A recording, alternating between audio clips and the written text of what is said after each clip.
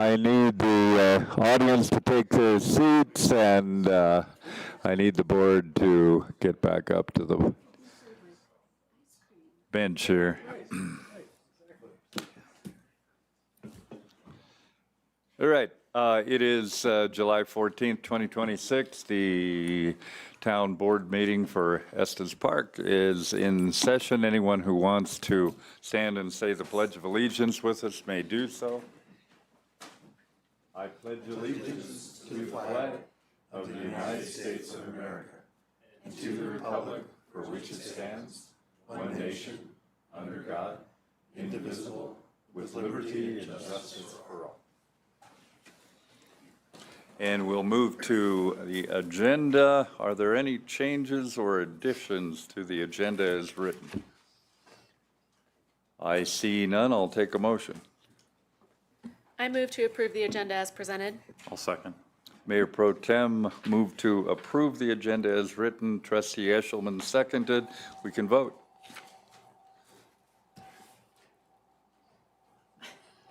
Oh.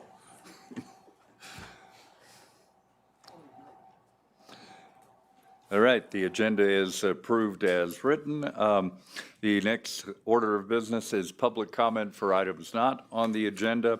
Any public comments on quasi-judicial items must be reserved for the appropriate public hearing. Does any member of the public request to speak on a non-agenda item? We have at least one. Okay, and you will have 3 minutes. State your name.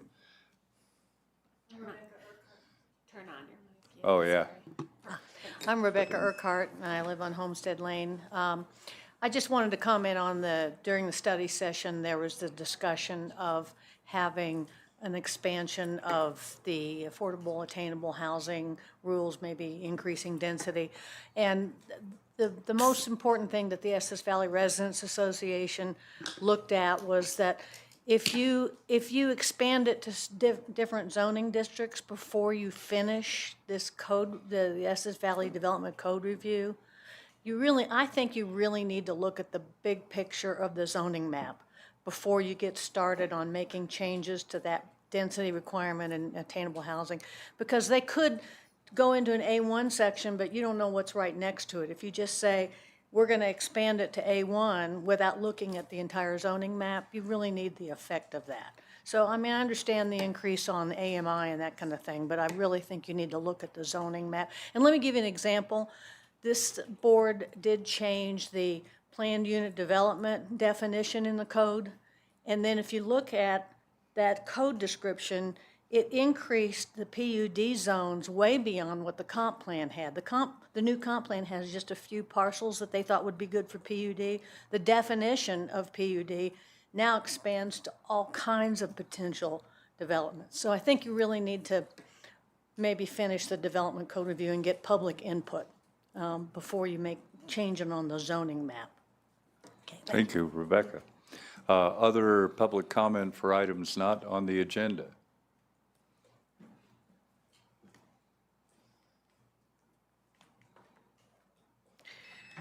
Christine Poppett, 650 Devon Drive.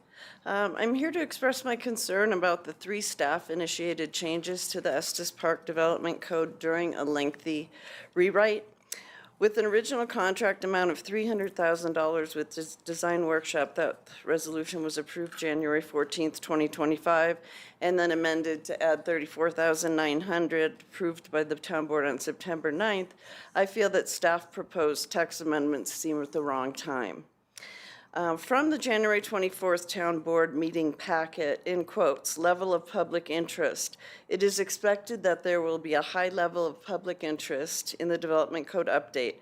As such, the town and consultant will develop a community engagement plan that ensures meaningful public participation. From the September 9th town board meeting packet, quote, level of public interest in the development code update has been and will continue to be high. If the level of public interest, as I just quoted from 2 public documents, has been reported by town staff as high, why are there staff-initiated text amendments being proposed during the Estes Park Development Code rewrite, during study sessions where many citizens cannot attend and where public comment is usually not allowed? The Estes Valley Residents Association, EVRA, submitted a letter to public comment, which is in your packet. In full transparency, I'm a board member of EVRA. To quote one example from that public submission, quote, revising the code to allow higher density for affordable or attainable housing is premature, but should be done as part of the comprehensive rewrite of the development code, end quote. From the same letter, if the board directs staff development of any code action to be taken outside of the complete review, which will have its own citizens review process, it would appear to be inappropriate decision-making without adequate citizen input, end quote. Lack of transparency and putting the cart before the horse are other comments that I have heard about this subject. I again express my concern. Lastly, it should be noted that on February 17th, 2026, 5 EVRA board members and I met with the mayor and proposed the idea of work needed on additional neighborhood meetings and more citizen involvement in development applications and procedures. This item has very thankfully been heard and was in fact just discussed during the study session that we just attended right before this meeting. It is very important, however, that it should be undertaken with the Estes Park Development Code rewrite for the most community involvement. Thank you. Thank you. Other public comments for items not on the agenda? Please lower the staff. Thank you. Press the button. Press the button at the bottom. Button. There you go, thanks. Frank Tice, 685 Peakview Drive. I heard a couple of you saying you'd like to hear from local developers or builders during your study session. And I thought I'd come in and tell you, private developers, builders, I don't know what you can do to incentivize us. It's gotten so expensive, doesn't make any sense. I'm doing one development, and I'm losing money, but I'm doing it on purpose because I'm building affordable housing, which by federal definition is 80% AMI or less. That's a federal term. We don't use it. And I really am concerned about the height. And if you go to a higher density, us developers will figure out a way, I won't, but somebody will, to convert higher density to higher buildings. And it will happen. We need to guard against that. So thank you all for bringing that up. And there you go. That's all I got. Thank you. Oh, and building houses, I'm building one more.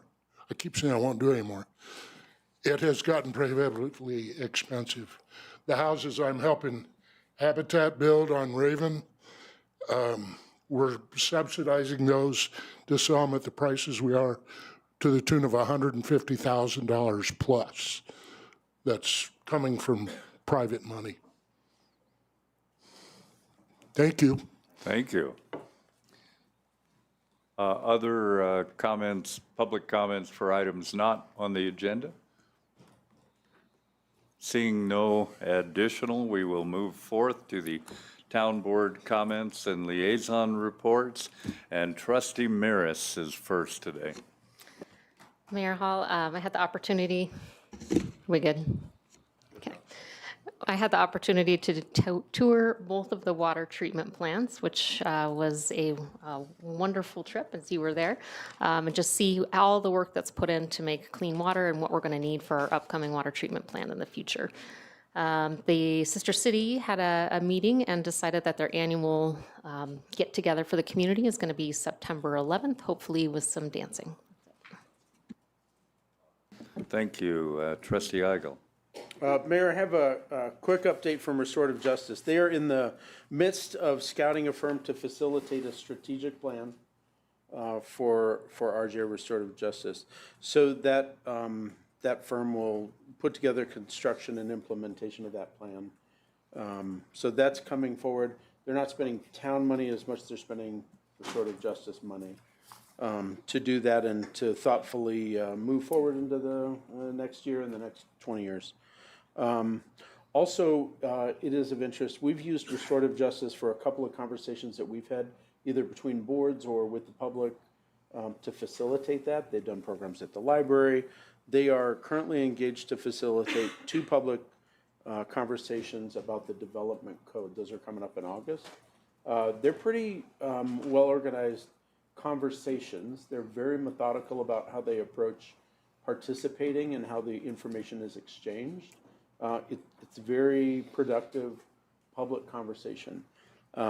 We have seen that in this room, and that's something that they provide to make it a valuable conversation. If you haven't participated in one of those conversations, might be worth going to one of those meetings. There are 2 of them in August about the development code, and more info is coming up. Thank you, Trustee Lancaster. I have nothing. All right, Mayor Pro Tem. Couple things tonight, Mayor. First is I attended the Latino Alliance meeting of the Chamber on July 6th. Really great conversation, some further refining of goals for that group and some of the communication work they've done. There was a discussion about exploring the option of a sister city relationship with a city in Mexico, which Dave Thomas, who is the sister city's president of that board, I think, is his official title. He shared a lot of insights into that. So it was a good discussion there. Talked about some event things coming up, but really happy to be listening in from that group and hearing some input from them. So thanks to the Chamber for hosting that. I was able to volunteer at rodeo last week. I just want to give kudos to the rodeo committee and town event staff for their great work on that event. Just so polished and really well done. And I think it sold out every night, if I remember correctly. I could be wrong on that, but good event. Also went on the water treatment plant tour. Thanks to staff for that. I won't reiterate Trustee Mira's comments, but really thankful to do that. That's my second time going on the tour. I went when I was first elected in 2022, and this time it was really helpful to go through that process as we're talking about the water master plan and some of these big decisions we're gonna have to make. And then finally, Visit Estes Park Board. They are meeting on Thursday at 1:30. This meeting is going to be at the Holiday Inn because in the Lumpy Ridge room, and that is because Commissioner Shattuck McNally will be joining us to give a presentation about the Larimer County budget process and their anticipated shortfalls. So expecting a little bit larger of a crowd moved over to the Holiday Inn. Again, that's this Thursday at 1:30. It'll also be streamed on Zoom. Recorded and streamed if folks want to tune in, and that's open to the public. A couple other agenda items will be an event policy that the board approved during interim CEO period that we'll be just reviewing. And I believe CEO Leonard will also be talking to us about the tourism summit that's coming on September 8th. And I'll report back on that meeting at our next one. Thank you. Thank you, Trustee Brown.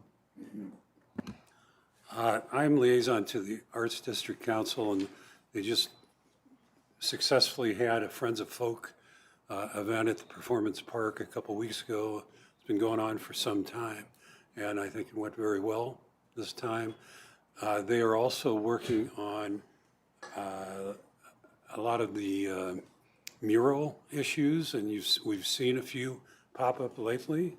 It's pretty exciting to me to see these murals arise, and they're pretty impressive. So and every time I go to another community, I look for murals just to see what they're doing and how that works out. And I think it's a great addition to the community. So, and they are aware of not doing commercial aspects to it. So they're aware of the sign code and how that applies. And I think you're going to see more murals, more of that. So the only other thing is I want to address some of the public comments that were made. You know, I personally, when we were dealing with the issue of the density bonuses and also the neighborhood meetings, I don't think that we are likely to enact anything before we resolve the development code. It makes sense that that would be as part of that, because I don't think either one of them has the immediacy that we have to act upon them now. I don't know if the rest of my trustees agree with that, but it just seems to me that it's just part of the process, because the development code is such a big project that there are going to be just a number of things that are coming up at various times, and to devote the appropriate time, we may need to deal with, you know, something like that in a study session, just so that we don't have, you know, 4-hour meeting about, you know, all of these pieces. So I don't think we're going likely to, now maybe we will, but I doubt it. So I think there was maybe a little misunderstanding of what was going on as we dealt with those study session items. Thank you, Trustee Eshelman. Nothing to report tonight for the Board of Appeals. All right, thanks. I'm just going to mention one thing. The community support group that with the oversight of the State Department was created here in Estes that is helping create a much more cultural experience and cross-cultural with our exchange visitors. You might call them J1s, but they call them exchange visitors, and they all work here in town. They're all very fluent in English. I interact with a lot of them, but they're doing some great things, and I'll mention two of them. At the, and you'll probably see flyers for this, on Sunday, July 19th at 1 p.m.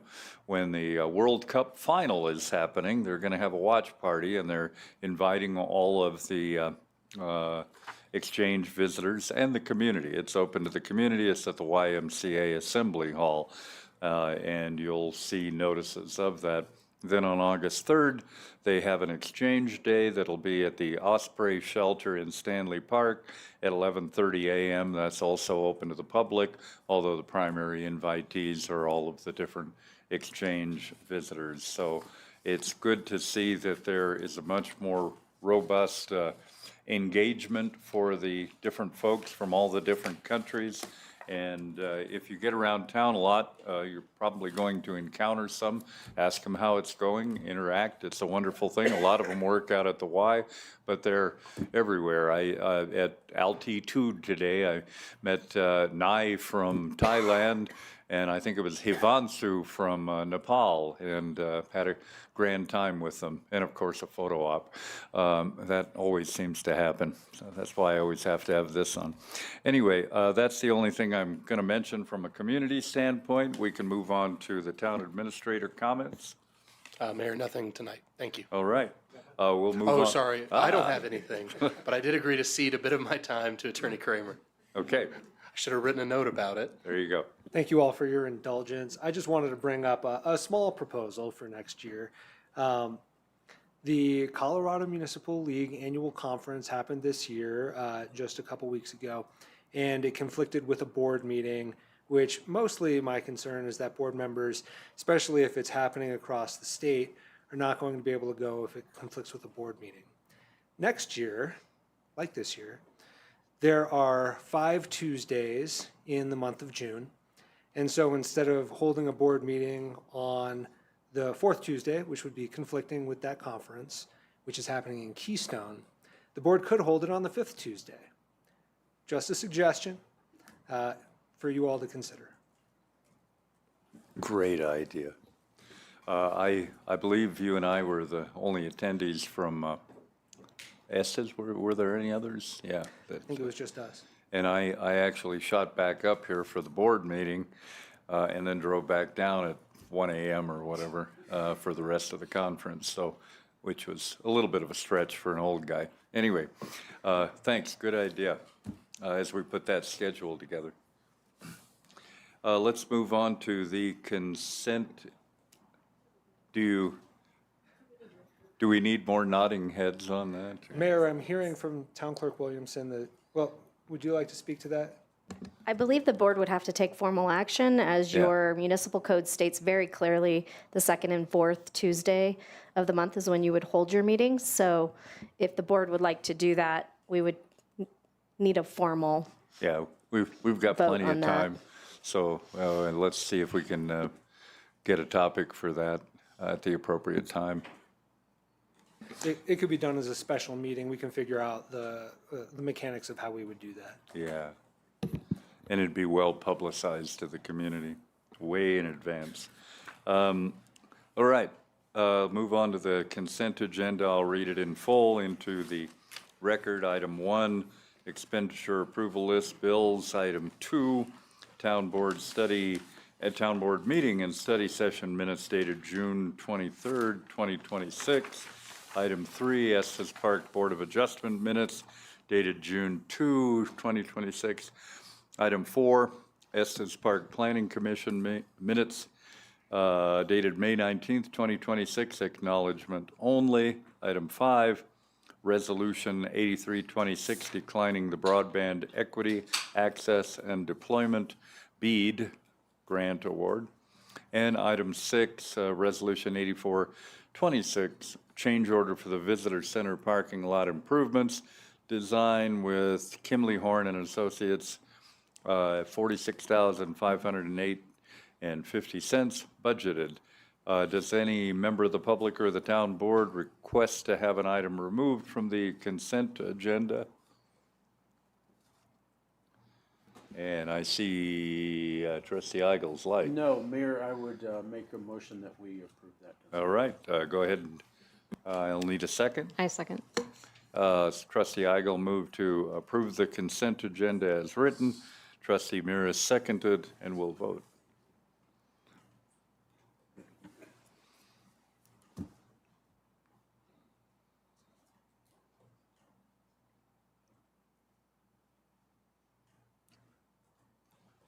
We're on a different screen there. Oh, there we go. Okay, consent agenda approved as written. We'll move on to report and discussion items outside entities. The 2025 base funding report via Mobility Services and Director Torres, or do we have a representative who is giving a presentation on that?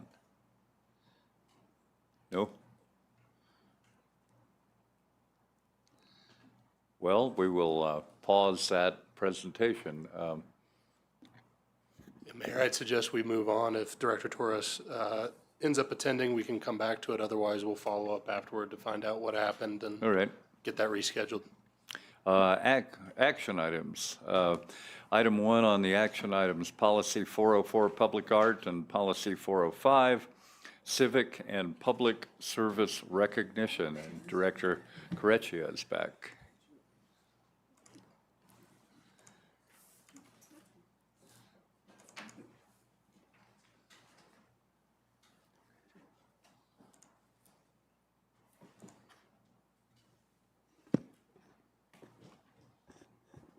Okay, Mayor, Trustees, good evening. Have a couple policies tonight for your consideration.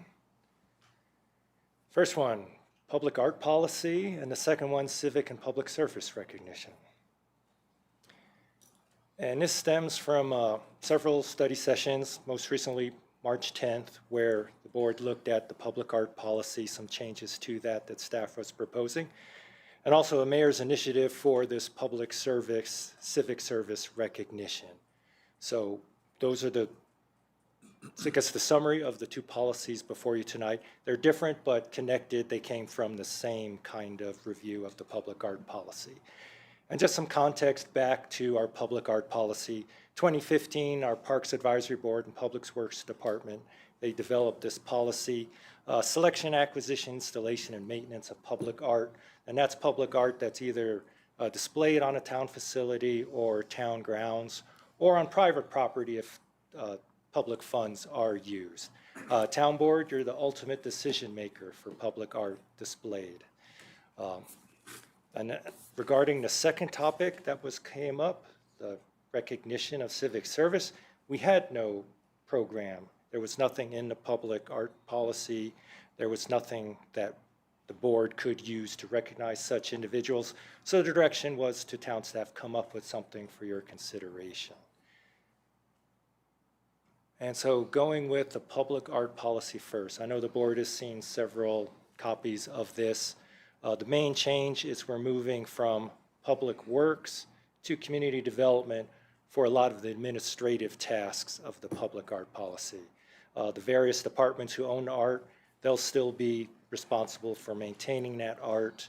They'll also still have, if moving forward, there'll be a lot of collaboration between various departments. Community development will be just taking on the administrative tasks associated with this policy. And civic service plaques, your landscape, hardscape that you see around town, as part of that other policy, those will be excluded. Those will not be considered public art. They'll be covered under the next policy that we'll talk about. Another change, internal services. We got a lot of activities going on at Town Hall. If for some reason a piece of art does need to be moved, taken down, we'll do not need to go to the town board as long as it's temporary. So internal services will have a large role in that. And for the second policy, we've created something for the town board considered that's in your packet. Basically, a rundown of that would be the board could nominate 2 individuals per year, would require majority of board approval for those nominees. Things that would be criteria that you'd look for would be the level of their significance of their achievements, what impact or benefit did they have to the community, versus just a length of time award. This would be what impact did they have on the community. And anticipated that a lot of these recognition, the displays would be plaques. We're anticipating that they would be displayed in Town Hall or other town facilities as established by the board. And advantages, again, we'll let ComDev take on a lot of the role of administration, take that burden away from Public Works so we can help out there. And we're also creating a formal program to honor civic and public service. And the disadvantages, don't see any with these 2 changes. So our action recommended, both policy 404 and 405, we'd recommend the board approve those. But again, we're offering those for your review and consideration, especially the new policy language on the civic service recognition. That was something we put together, hopefully based off your direction, but open to other changes that the board may have. With that, Mayor, that open for any questions or direction. Yeah, the only thing I'd say on the public service recognition, you mentioned 2. I think that's maximum of 2. There doesn't necessarily have to be a nomination in the course of the year, and I don't think the policy as written implies that, but we would not have more than 2 in any particular year. And yeah, we actually do have a plaque that has been sitting, waiting to get the approval of such said policy. They relating to a couple individuals who were very active for a long time, Wayne and Pat Newsom, and the plaque was created quite a while ago. Anyway, I'm in favor of proceeding with this, but Trustee Brown. I move the approval of policy 404 and policy 405 as presented. Second. Trustee Brown moved to approve the 2 policies. Mayor Pro Tem seconded. Is there additional discussion? Yeah, we didn't have a chance to have any discussion. That went really fast. One thing, and this is more of a, not about these, I do really like it when we get red line versions for policy changes. We had one in the study session that you did, and it was great. It's really nice to go down and see what the changes are.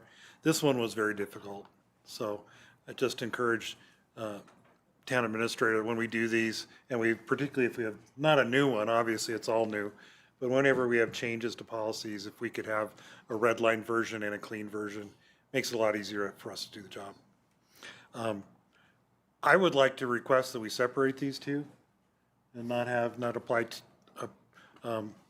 approve both policies as one, because I have some questions about the second one, and would rather not do 2 policies in one motion.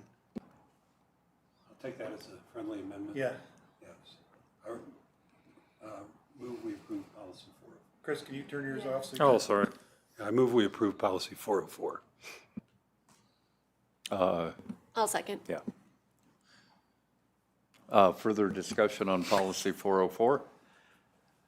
The only thing that troubled me, I'm in favor of it all, is the possibility for artwork in the middle of a roundabout.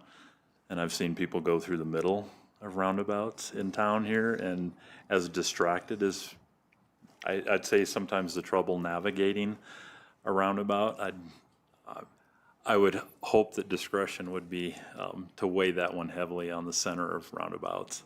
That's all that I have there. Other discussion or questions?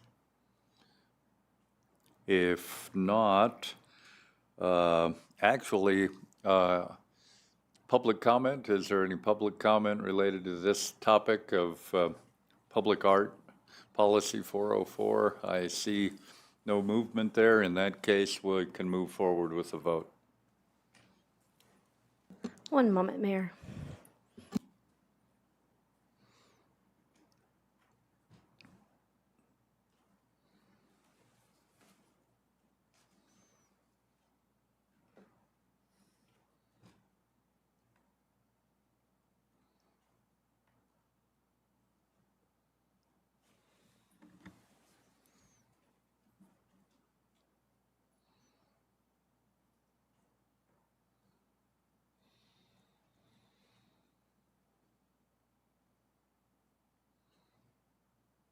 Four oh four is approved unanimously. We'll move on to policy 405 and further discussion and questions.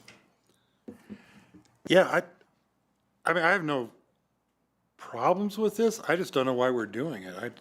What's the problem we're trying to fix here? I mean, as a board, we can always recognize people. We can award a plaque.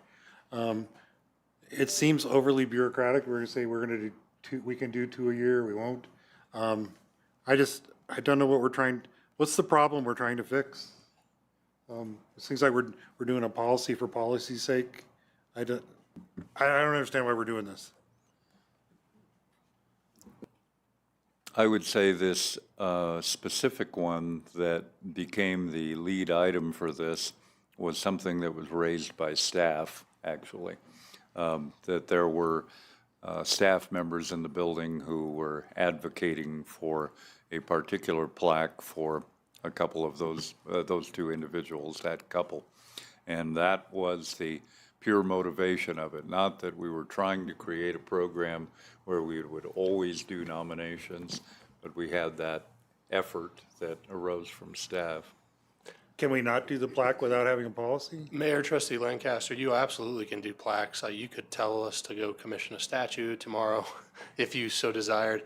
I think the problem that we're trying to solve here is that there's nothing that creates that ability, so the board member may not even know that that's an option. This creates an explicit route to recognizing and a pathway to recognize a particular contribution. Otherwise, it's kind of an ad hoc, well, something came up, we want to recognize the service of this individual who served on the town board or commission for many, many years, and we want to do a plaque on a tree somewhere.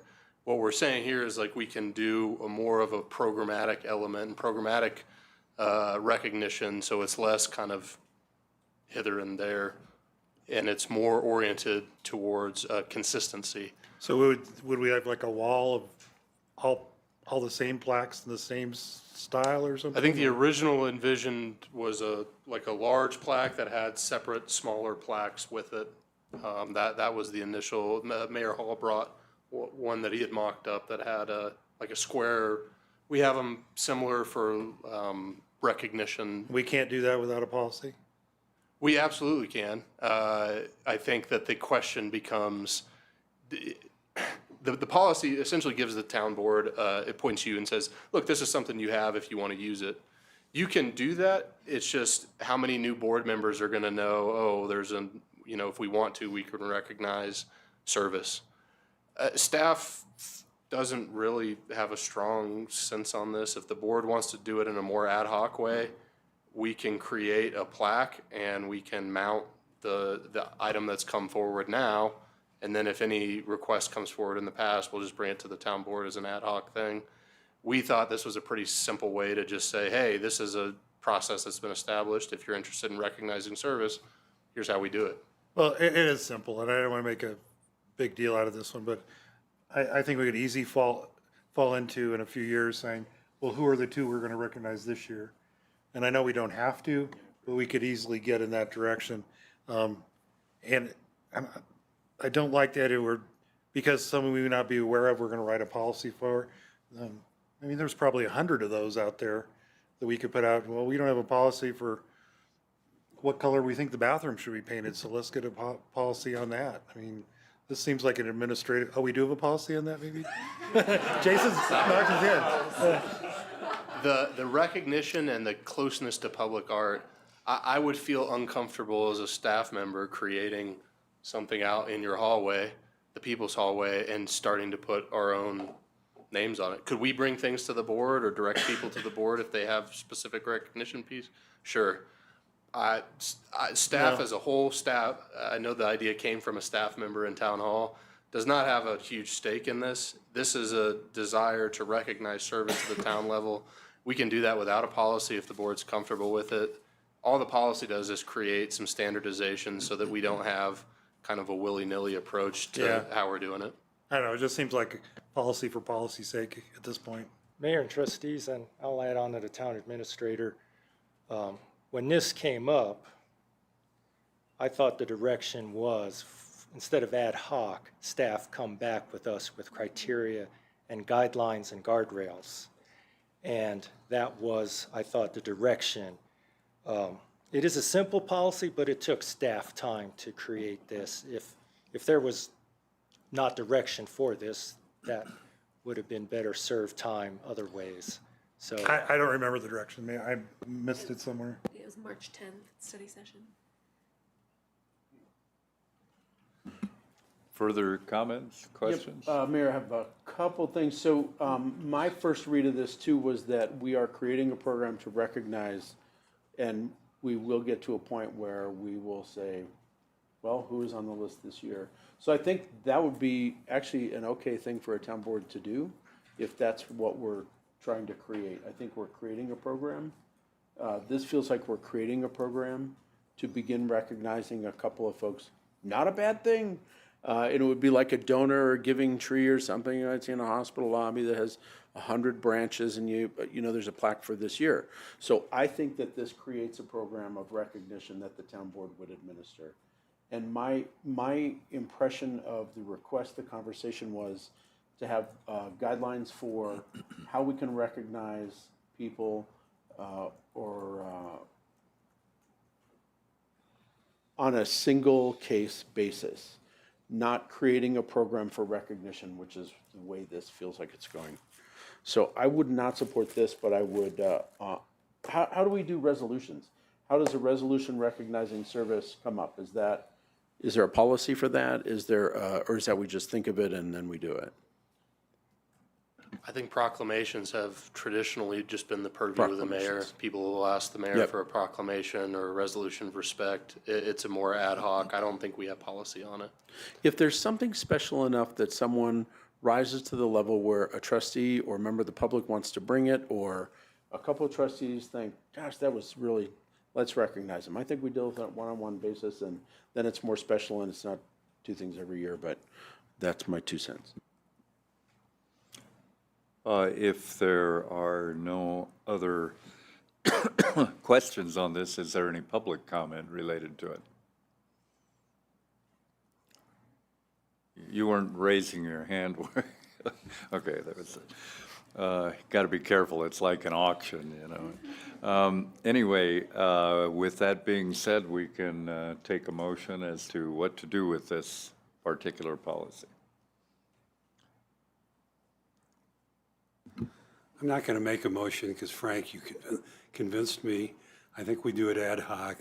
I'm concerned about the idea that we have to do it every year. It'll be perceived that way. And it seems like it has less importance if that's the case. Do you want to make a motion to? No, no motion at all. If someone else wants to make a motion, great. I am not making an emotion either. I think that the limitation to 2 is somewhat arbitrary and that we don't know in the future how many people we might want to recognize. And I also think the idea of recognizing 2 people a year is not necessarily the board's role.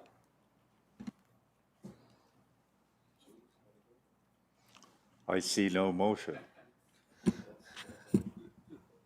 I was not here for this discussion. I missed this study session, but I looked up the minutes and it's pretty clear the direction that the board gave, which was expressing support for a formal program to recognize the contributions of individuals to Estes Park community, process with guidelines and number of honorees annually, honoree qualifications. So it feels a little,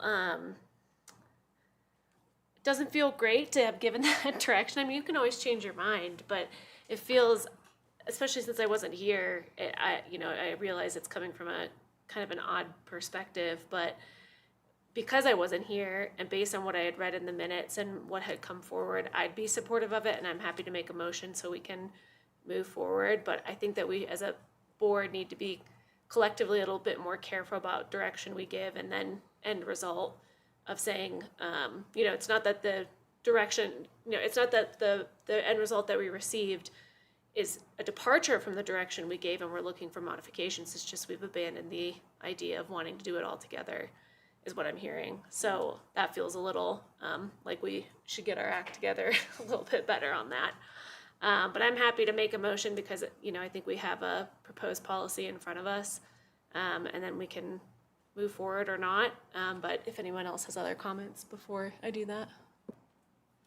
I do. I don't think this is a reflection in any way whatsoever of the work that you've done. This was a request to put something together for us to consider. And we have the product, and we have considered it. So we can vote on it, but what I hear is that we have to be careful with what we direct. We rely on the expertise of the staff to create a tangible product that we can consider. So I think that's what we have, and maybe that's not what we need. So I think it's okay to let this go. But I appreciate the effort that was put into it. Yeah, and I'm looking back at my notes. Yeah, we did discuss on the 10th. It was a different board, too. Yeah, that's true. But I can't use that excuse because I was there. So I don't know what happened. Just, I don't know if I said something about it then or just looking at it differently now from a different perspective, or who knows. But I would say, I'm sorry you worked on something if we're going to just ignore it. I do appreciate the work. I want to tell you that. I'll speak for Steve here, and he can talk to me about it later. We have no problem. I mean, we'll bring you things, and don't ever feel like that you are required to take a particular action on anything because we put the work in. But we're not bringing these things out of the blue. So I do want to make that clear, is when we're bringing these things, especially in succession, we are bringing them based on conversations we've had before. We're not typically creating something out of thin air. And when we do, we'll be direct about it, that this is a proposal coming from staff. It's the first time you've seen it, et cetera. I guess what I would say, if we did that and then now we're reversing it, I apologize. Is there a second? Is there a motion? I thought you made the motion. I did not. You said you might. Could, Could. but then Mark turned his mic on. We have no motion, therefore no second. I suggest we move forward with other business.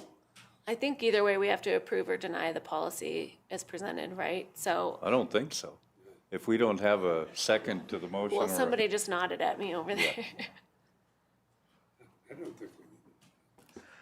Mayor and Mayor Pro Tem, ideally, there would be a motion telling us what to do with the particular item. However, it has happened before, and we would figure out how to put it in the minutes if the town board did move on without taking action. Obviously, in that case, the policy would not have been adopted.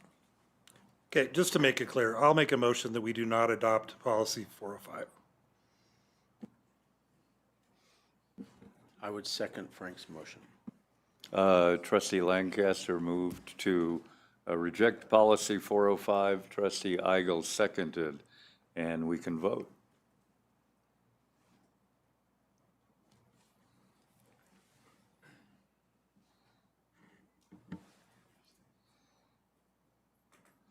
Four in favor of the motion, and so the policy does not pass.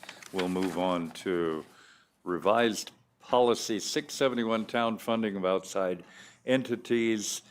Says Director Koresia, but Susanna, you're welcome to present this item.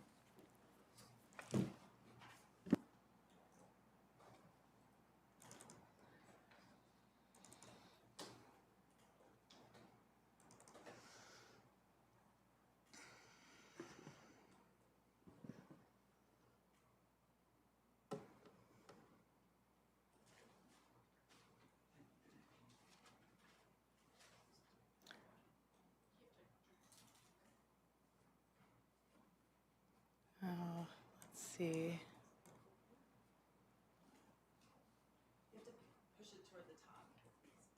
There we go. No.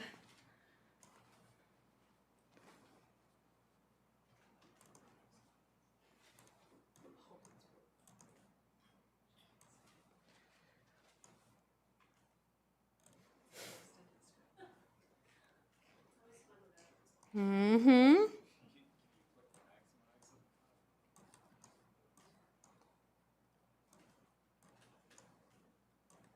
Okay.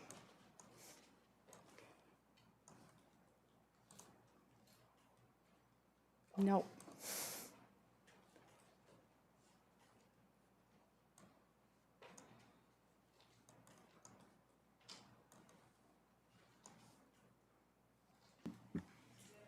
I feel like I'm in A Midsummer Night's Dream or something, that we have interesting magic going on here.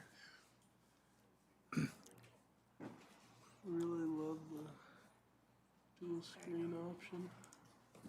Ta-da. Thank you. Thank you very much, Travis.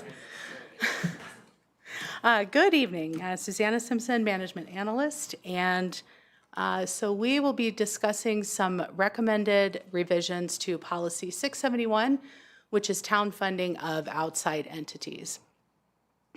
So the first recommendation is on our eligibility list for base funding. The Estes Nonprofit Network, which is on that list, they will be ceasing their operations this year. So we are recommending removal of them from the list of eligible entities to apply for base funding. And then we made additional edits to the policy, just administrative in nature, to broaden the language from town administrator's office to simply the town regarding deliverables, just in case this function is ever administered outside of the town administrator's office. And then the third edit is clarification made to reporting requirements for community initiative funding. We've actually gone back and forth on this one a couple of times, and the current policy reads that essentially once the applicant completes their program, they are to submit a project report. And we're actually recommending going back to a deadline for that report, which matches the base funding report deadline. It's just easier to keep track of. And happy to take any questions.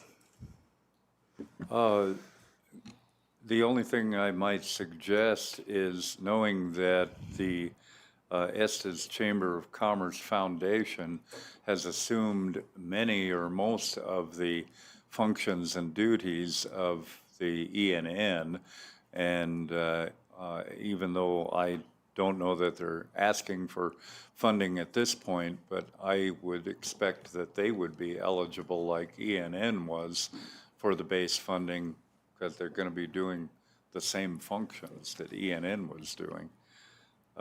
That would be my only suggestion from what I see here. My suggestion is the same. I've just sort of learned today that we can actually recommend entities to be added to this list. And since the Chamber Foundation has taken over some of the roles, and we will want them to continue to support the community and in the strategic vision of thriving community service, I think it's a fantastic idea if they're added to the list. I feel differently on that. I think I'd prefer for us to remove ENN and then consider the addition of the Chamber Foundation once that transition is totally complete. My understanding is that it's not 100% complete. I think there would also be a I'd like to see how the transition goes and what the Chamber Foundation can provide in that sense. I think there's been some commitments, but we haven't seen the rubber meet the road. I think certainly if they were to come before us next year and we could see that ENN transition had gone well and there was a lot of service happening for our nonprofit community, I'd totally be open to adding them, but I think to do it now feels a little preemptive. I'd prefer to wait and not do it until we've been able to see that come to fruition and come to a close. Trustee Eshel. Just curious, what would the advantage or disadvantage be to that if we waited versus now? It sounds like they're already doing some of these already, if I'm not mistaken. So I was going to support putting that in there, but I'm curious if there's any pros or negatives to having them do that now or not. It simply, by putting it in there, gives them eligibility in the future. We still could not provide base funding when we make the decision on base funding if we felt that it wasn't fully accomplishing what we wanted it to accomplish. So it's just a placeholder, in my opinion. Trustee Lancaster. Some background question here first, and then comment. How do people get as a base funding entity? I assume there is a process, they're reviewed, they make some decision. I mean, there's some way, if I was a wonderful nonprofit, how do I get on this list? Trustee Lancaster, Management Analyst Simpson, if you scroll up, there is not a laid out process to become an eligible entity, and that's somewhat intentional because the eligibility for those base funding entities is we don't want a huge group of those because they're treated more like a line item as a town department. So effectively, the town board holds the cards a little bit further down. Suzanne, maybe it's, nope, down, yep, it's down. It's the review of eligible entities. Got it. Yeah, so right now, at every review of this policy, the scheduled review of the policy, which we would typically say is the triennial review, you review the list of entities eligible and decide if they're still correct. That said, that there is the ability for you at the request of the town board or as the town board to amend that list at any time. So in the past, how this has happened is a particular entity will make an ask. I think the most recent one was the Arts District. They make an ask, they make a pitch. This is why we believe we're a base funded entity.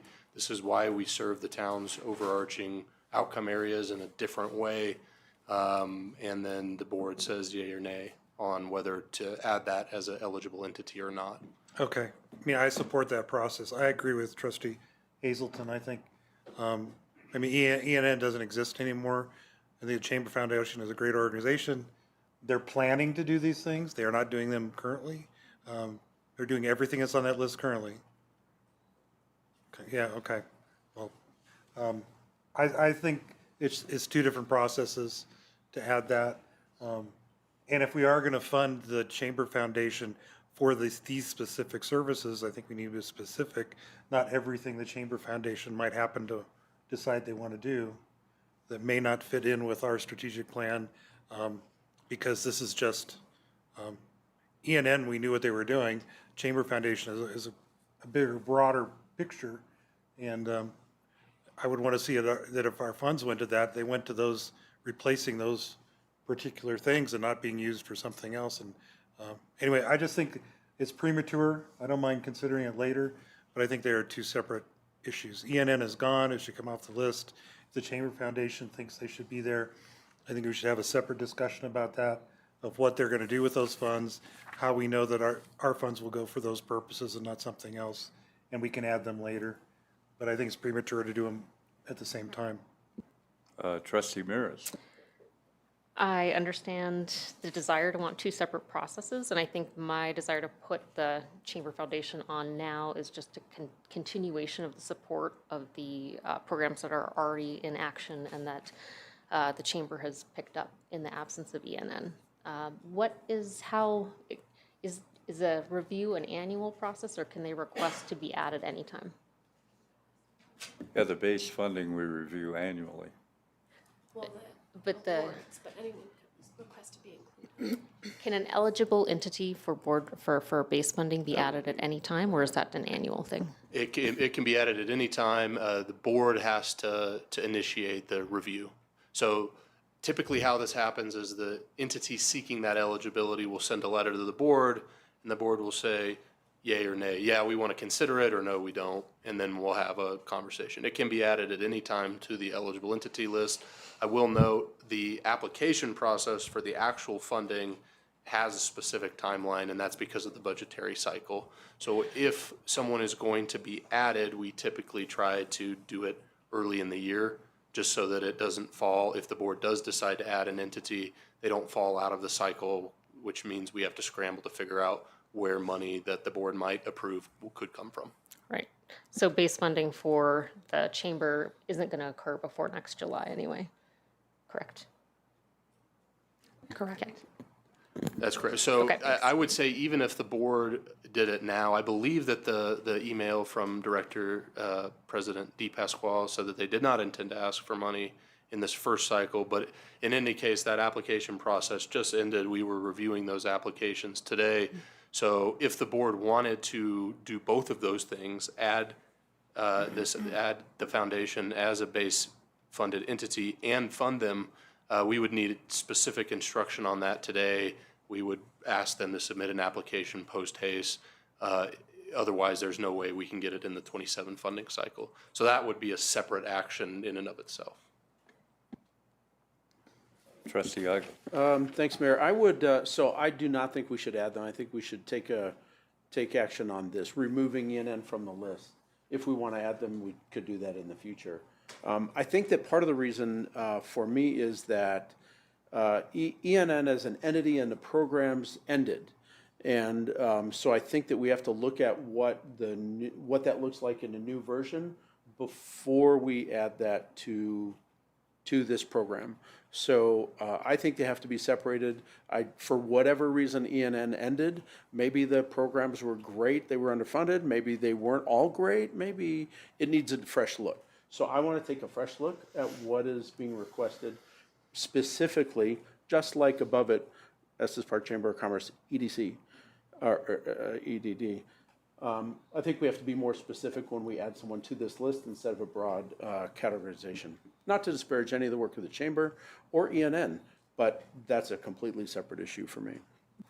Mayor Pro Tem. Just a couple additional comments. I think technically, I could be wrong, but I'm 99% sure that ENN is not officially dissolved yet. I think they are on that path. Clearly, I know there's an MOU with the Chamber Foundation, but I don't believe they've actually technically dissolved. However, they didn't apply for base funding this year, so I think that makes sense that we can clean it up by removing them. We know they're headed down that path. Removing them, they didn't apply.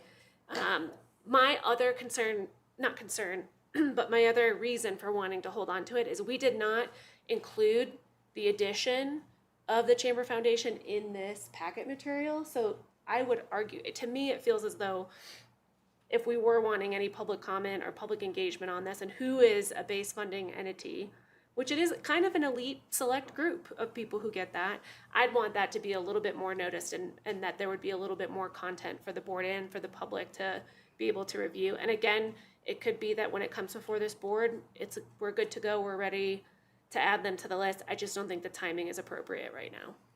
Trustee Eschel.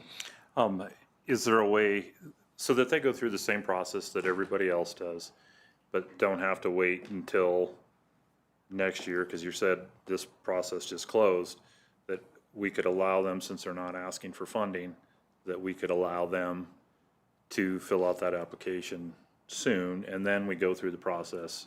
They can do it anytime. So, If the board wants to consider base funding for this function in 27, it's absolutely within your prerogative to do so. We would just need direction as staff to make that happen. They would fill out the application, we would include it in the budget process.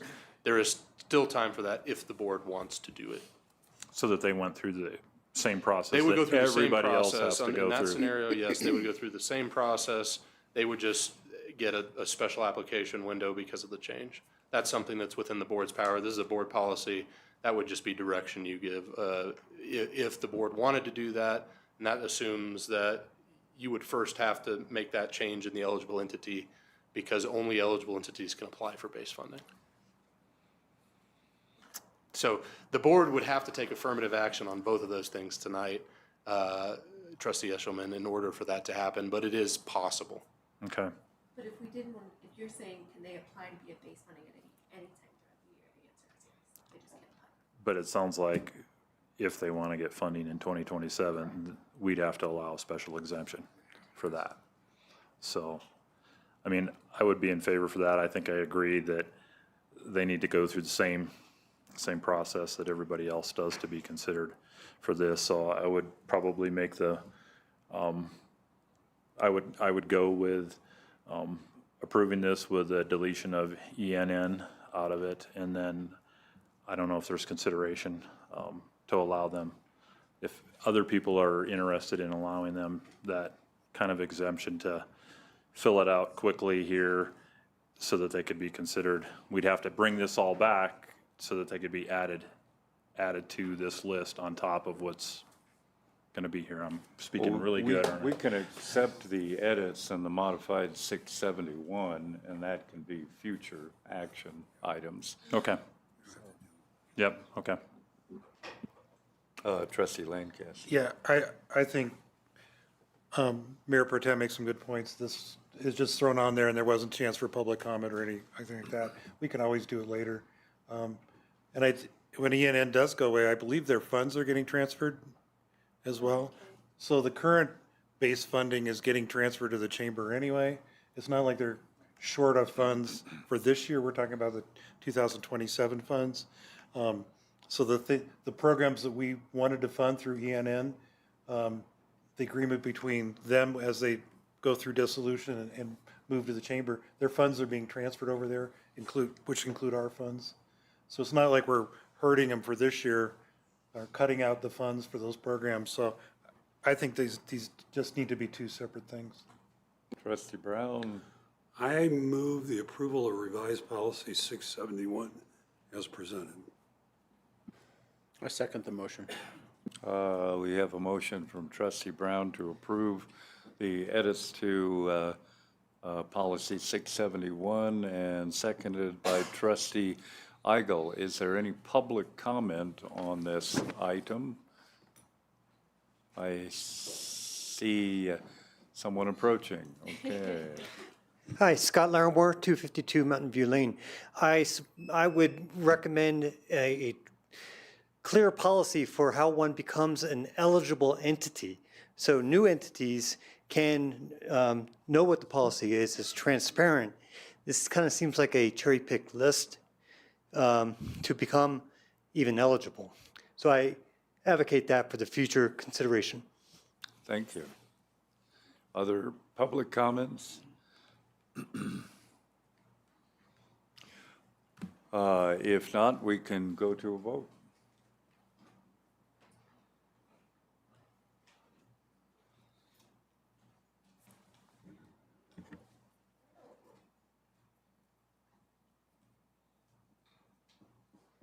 The 6-1, the policy passes with the edits as presented. Thank you, Susanna. Mayor, I do believe we have our friends from VIA here today to do the 2025 base funding report if the board would like to hear it. All right, we will circle back to that topic, 2025 base funding report via Mobility Services. Director Torres.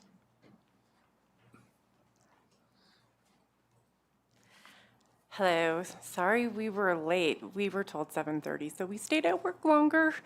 But I am Dina Boutwell. I'm the Deputy General Manager at Via Mobility Services. And this is Adriana Torres. She's our Operations Manager. So we're here to answer your questions, but give you a little bit brief introduction into who we are. So we are a 47-year-old nonprofit community transit provider who provides a wide gamut of transportation services. We do paratransit, door through door. We do fixed transit. We do micro transit. We do contract shuttles. We do a variety of different types of transportation and multimodal options. We have 2 locations and almost 300 employees. So we're really proud to have been able to serve the town of Estes and continue to serve the town of Estes in terms of your transportation. A little bit about us, because we are a nonprofit, we compete with our for-profit competitors, but what makes us different is you get all of us in an emergency. We have a high commitment to sustainability and resiliency. We've proven that already with you all in the past with some fire response, but you'll get both of our buildings, all of our drivers, all of the vehicles that are available anytime anything happens. That's our commitment to our community partners. We recently joined up with the town of Erie as well, so we have some really good partnerships out there. I have some information to leave you about our community benefits, because I think another thing that's really important about us is we have buildings, we have mechanics, we do on-site maintenance, we work with our smaller nonprofits, and we do training. We offer training to our community partners as well. We do CDL testing for some of them. We do equipment training and passenger assistant training, but we also invest in sustainability, electrification and our emergency services. And our employees are benefited W-2 employees, which does make us different as well. And I am very proud to say our first, or I should say our longest tenured employee who has been with us since the inception is from Estes and still lives and works here for us. So we are proud to have the community members working for us and serving the community. But Adriana is here to give you your stats so you know the last couple of years. And we have some exciting news.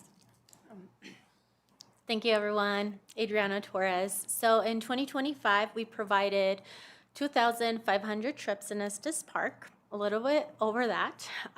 We provide transportation to anyone in Estes Park. All it takes is for you to give us a call and we get you registered. It takes about 10 minutes for you to get registered. Once you're registered, our mobility specialist can guide you on how to download an app so that you can just get on the app, request a trip, and know where you're gonna go. You can also give us a call. Our call center is open Monday through Friday from 8 a.m. to 4:30 p.m.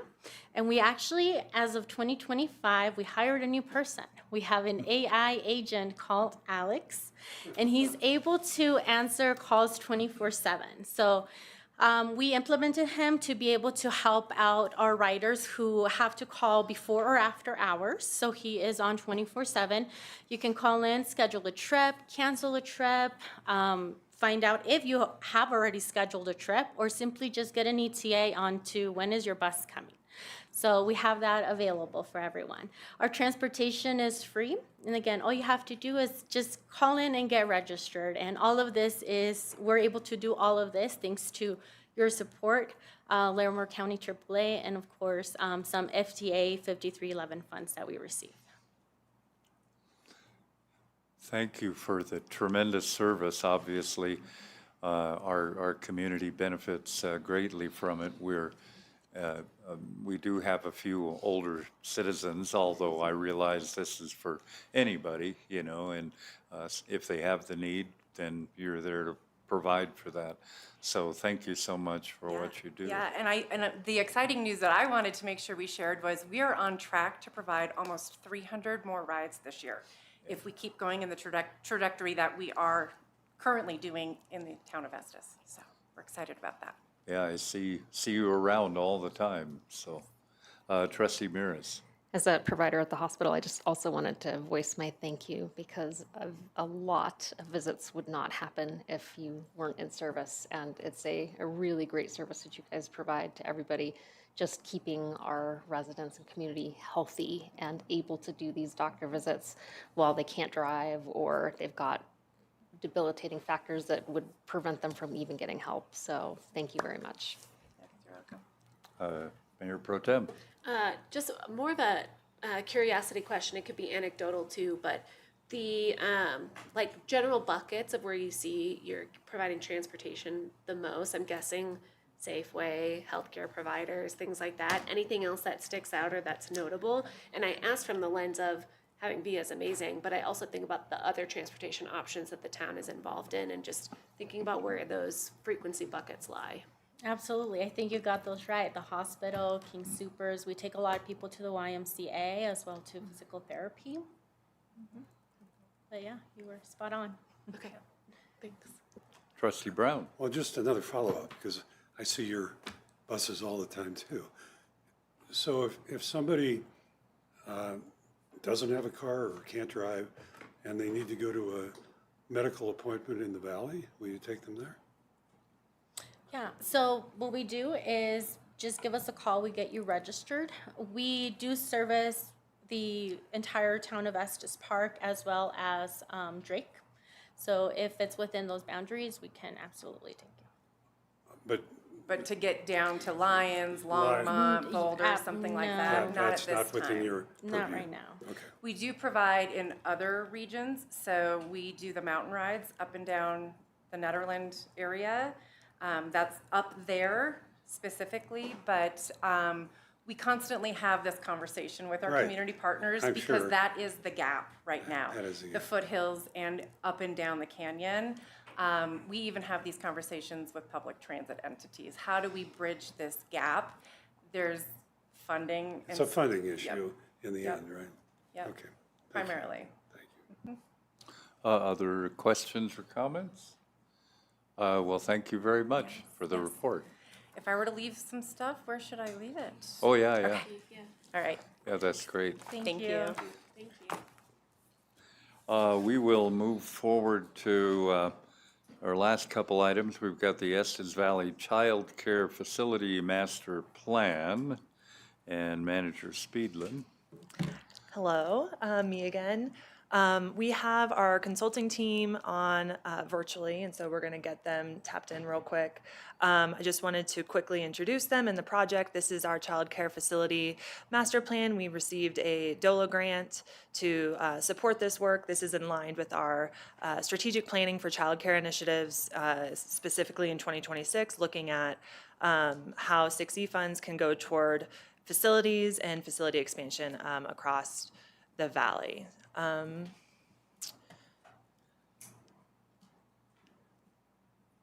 there they are. All right, we have Alethea Gomez. She was the leader of the team, so I'll leave it over to you. Thanks, Carly. Thanks, everyone, for having us this evening. I'm just going to take a moment to share my screen.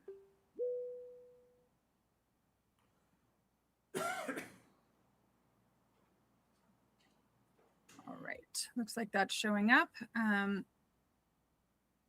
wait for it to load here. All right, good evening, everyone. My name is Alethea Gomez. I'm the Colorado Executive Director at EPIC, which is Executives Partnering to Invest in Children.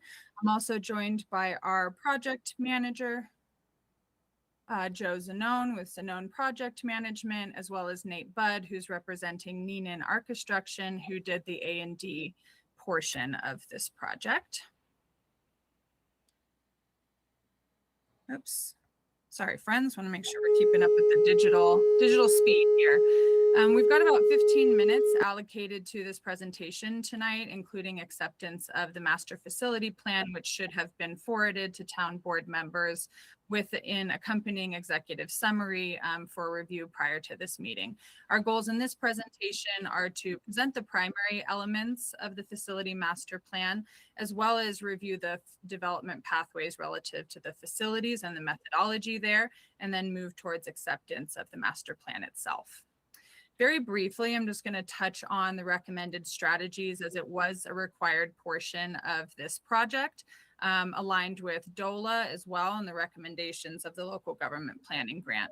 So based on our interactions with the planning department as well as the town leadership that we were engaged in, the most well-aligned strategies for adoption for the town are a childcare friendly land use and zoning framework, which is already in motion with the planning update, which was not yet completed at the time that the master plan was completed. And so that aligns well with existing activities in the town.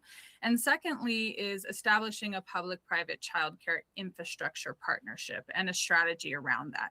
And the reason that we say that is that through community engagement with key stakeholders, looking at the existing town-owned facilities and the childcare landscape locally, it would be the lowest cost, shortest term, lightest lift for the town to look at existing buildings, existing supply, and think about addressing the most critical areas first, right? And that doesn't always mean pursuing a childcare facility solely in a town-owned building. So we've also included, which is in more detail on the master plan, just some strategies for optimal implementation there, right? That are already aligned with what the town is engaged in within its own framework and the partners that it's working with.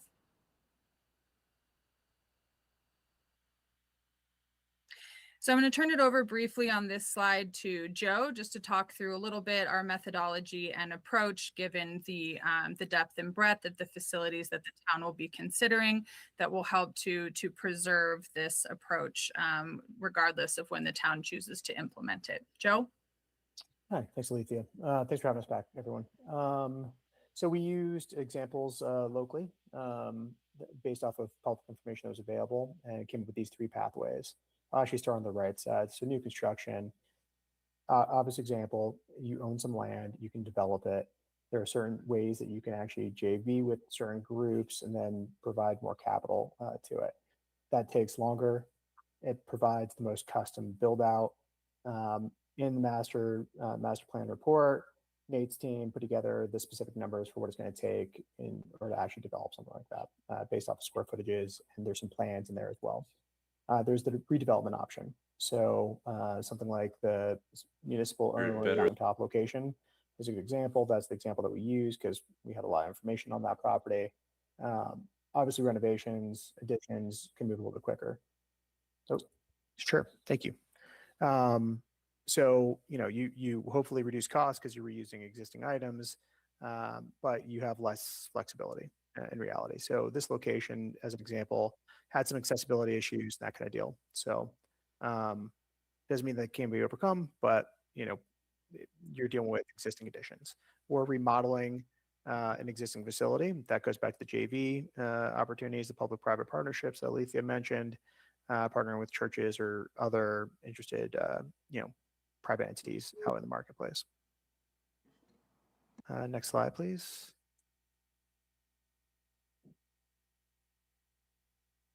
Okay. You could have him. I think Yeah, yours so works now. we shared some of the Joe, numbers can here. you hold on for a second? You can see there's a sliding scale from left to right. It got more expensive. Can't hear us. And it took a little bit longer. Hey, Joe, can you hear us? The owned properties, you own it, you control it. Joe, can you hear us? Yes. Yeah, hold on a second. We've got sound problems. We're not getting a good volume from you. Oh, okay. Yeah, we can hear Joe well online, so we can just pause for a moment.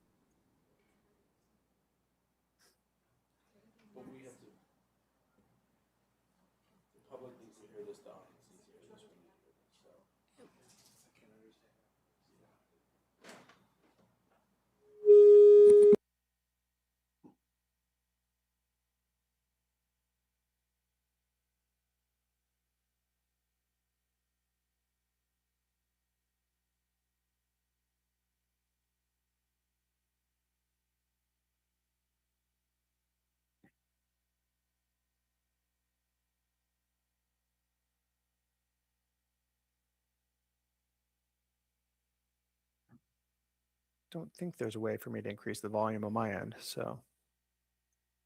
No, Joe, it would need to be through the town. Yeah. Is it just Joe's sound that's not coming through well?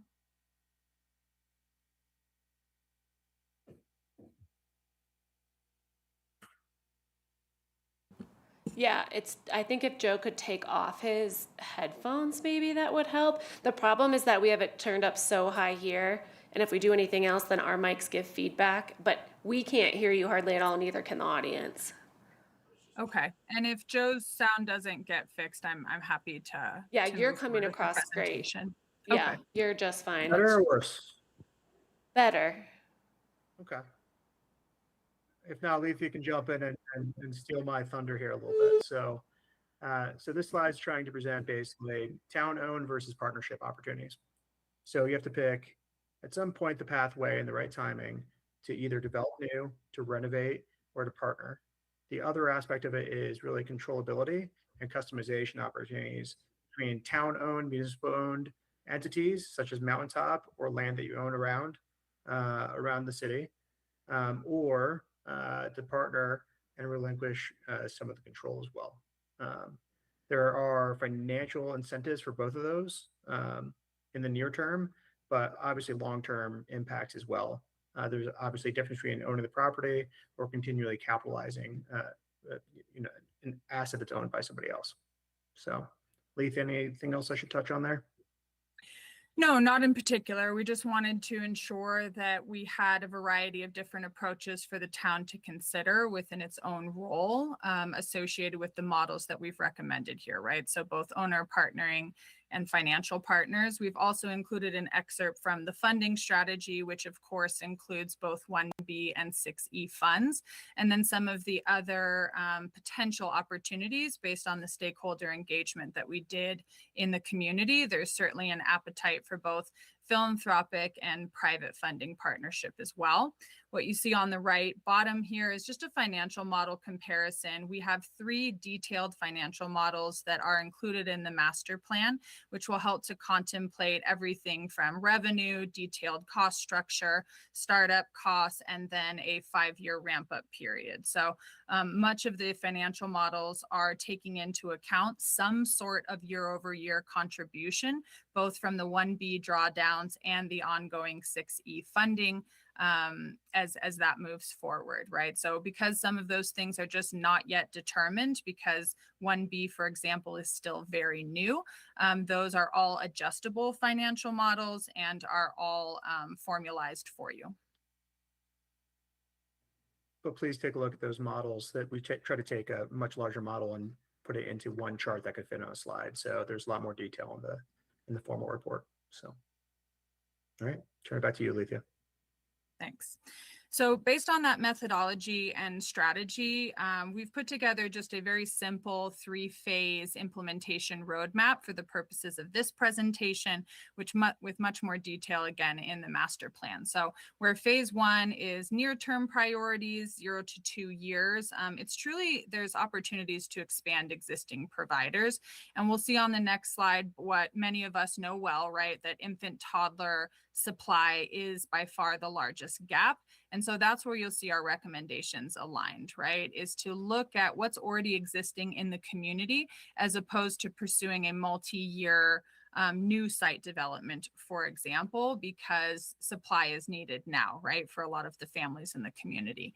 Phase 2 would be the midterm, 2 to 5 years, and really thinking about the redevelopment opportunities there. What underutilized or unutilized spaces in the communities could be readapted through town partnership and other ownership in order to expand supply. There's a lot of opportunities that we potentially see before you consider the 5+ year option here in phase 3, which is new construction.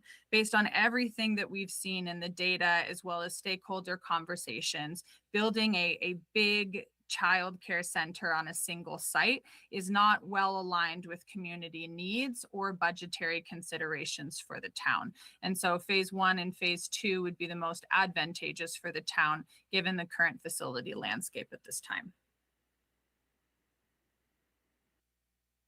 Very briefly here, everyone has seen this data, but it's just another opportunity to capture the severity of the gap at the infant toddler level, where in the preschool age, it's slightly more stable, right? So using the methodology that we just expressed, if you expanded 2 existing providers and redeveloped 2 childcare facilities with the financial models that we've provided, you would almost nearly mitigate the entire infant and toddler gap within 5 years potentially, right? And so a lot of factors would come into play in ensuring that timeline and those numbers were met. But this project did not evaluate things like workforce, wages, and the other factors that would impact this timeline being met. But it's a good example of how to think about redevelopment and expansion opportunities as opposed to new construction, for example. All right, happy to take questions. The summary here, as we mentioned before, are those two strategies aligned with the DOLA best practice implementations already in motion with the planning department and town to consider the existing landscape of partners, buildings, and childcare spaces and look at mitigating the highest gap of infant toddler care, first through adaptive reuse and redevelopment, and lastly through new construction opportunities. We know that quite a bit more action is needed, right, in order to understand the full complexity of the different sites that are available to the town to consider, including due diligence and full feasibility analysis, that capital funding strategy playing out over the next year as 1B drawdowns and 6E continues to get evaluated, and all of the land use processes that will need to take place as well. So we'll pause here for questions. It looks like we have about eight or so minutes left for our allotted time. Yeah, wow. My speaker is very loud in the room. Yeah, much of this we It have. looks like Oh, we're the muted still. town clerk is muted, so I don't know if anyone's speaking, but we may not be able to hear you just yet.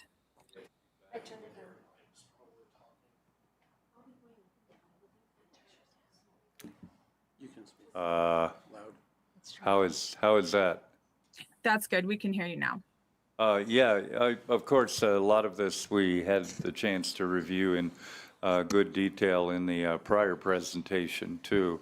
So I like the look of what I'm seeing, but Trustee Mira's comments? Yeah, I just wanted to give my appreciation for all the work you put in this project. If there's any chance you could send those first couple slides, as we did not get those in our slide deck, and it's very nice to have all of that synthesized on one slide. That'd be great. I did get we had a very long packet on this, and I did come to the same conclusion that this presentation did, that obviously it's not the time to develop new facilities. And I was surprised to see so much diving into the depth of all the facilities, when especially we knew the new construction probably wasn't the best option. On the last slide that we showed, it showed that we had a deficit of 55 infants.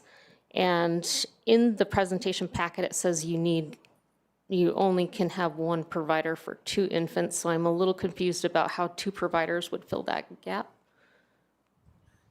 One provider for 2 infants. The teacher to child ratio currently in the state is 1 teacher to every 5 infants. One provider would be able to house a number of different classrooms. So when we say provider, we mean a facility or a site, a childcare facility, not a single person. We may need to look at the exact verbiage just to know what you're referring to exactly. Okay.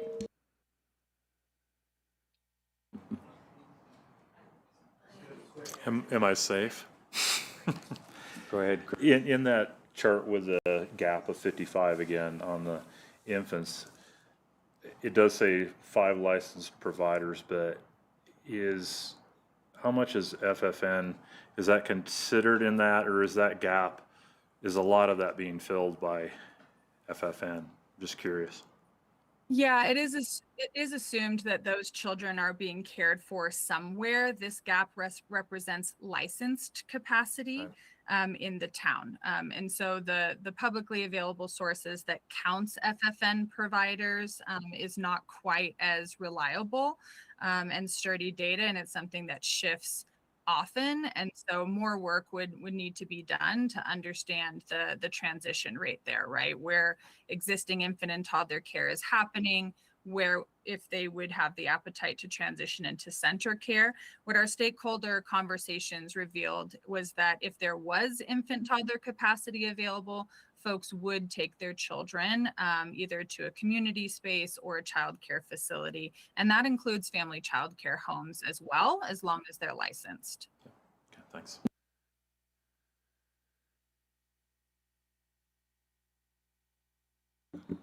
Other questions?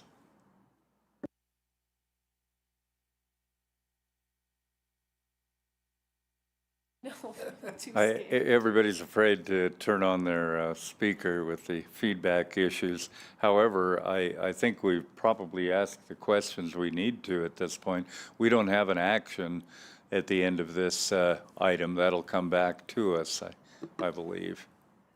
We do ask that you accept this facility master plan just as a part of our data gathering. As a consensus, well, you've got my acceptance, so. You're receiving this, yeah. Anybody who dares turn on their speaker.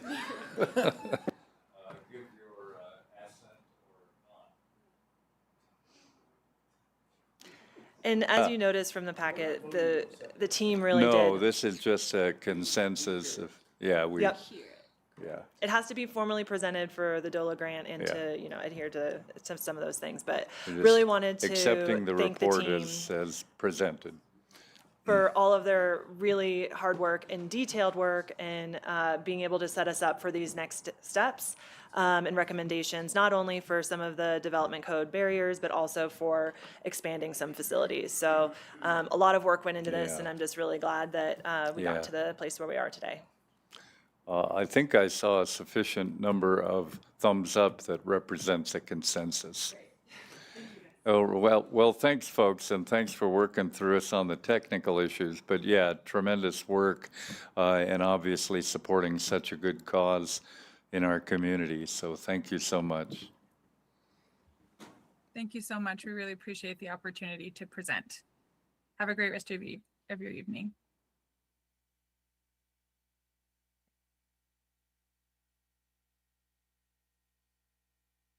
We'll move to our last item on here. This is in the report and discussion session, request for temporary use of Lot 4 for customer parking at the Stanley.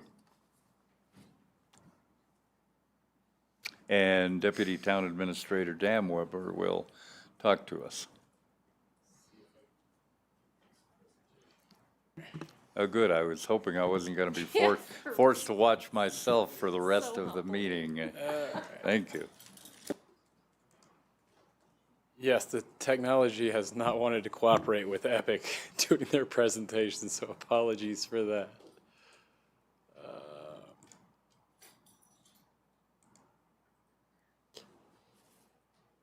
Thank you, Mayor and Town Board. As the Mayor said, the item before you this evening is related to a request for temporary use of Lot 4 for customer parking at the Stanley. Tonight, we hope to receive direction from you regarding a request that we received to temporarily allow parking on a portion of Lot 4 where construction, staging, and work crew parking is currently permitted during construction. In 2014, town residents voted to approve the sale of Lot 4 to Grand Heritage Hotel Company, subject to certain terms outlined in a restrictive use covenant. The restricted uses were one or more facilities with integrated programs and operations focused on promoting wellness through lifestyle changes, physical fitness and training, nutrition and medical personal care treatment, or open space reserved for common use by the owners and occupants of the lot to include potentially walkways and unpaved natural or landscaped recreation areas, as long as there was no structures or other improvements constructed there. In 2020, the town staff, due to an oversight on the part of staff, issued a grading permit for the site at Lot 4, which expired after a year of inactivity. So it expired in, I believe it was July of 2021. Flash forward to 2024, a new permit was issued, still not by staff unaware of the existing covenant, that stated that Lot 4 could be used as a secondary temporary dirt stockpile location, basically a place to put construction materials during construction of the film center, subject to certain provisions that were outlined in the grading permit. And flash forward again until earlier this year in May of 26, permission was granted to allow construction vehicles to park on the lot during construction.